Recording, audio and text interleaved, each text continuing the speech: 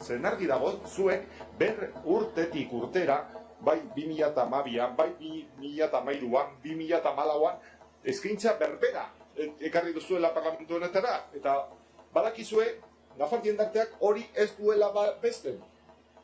Nafar jendarteak ez ditu nahi murrizketa gehiago. Nafar jendarteak ez ditu onartzen Alderdi Popularrak Madrile zehazten dituen murrizketa guztiak. Nafar jendarteak ez du onartzen, nola urtetik urtera, Nafarrako ekonomia, Nafarrako egoera soziala, Nafarrako pobreziaren datak, gero eta perrak diren, Nafarrako jendarteak ez du onartzen, zuek, Alderdi Sozialistarekin bat aurrera atera dituzuen, eta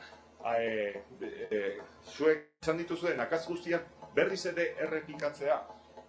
Nitzek esaten zuen moduan, el eterno retorno, hori da UPN parlamentu honetan, el eterno retorno berriz ere, aurrekontu berberak, ezetxe esan dizugula, esan genizuela aurreko urtean, eta aurreko urtearen aurrekoan, ez, hau ez dela bidea. Nafarrako gizartearen datuak ez dutela onartzen, ez gaudela, ez dugula bat egiten, eta zuek zutera.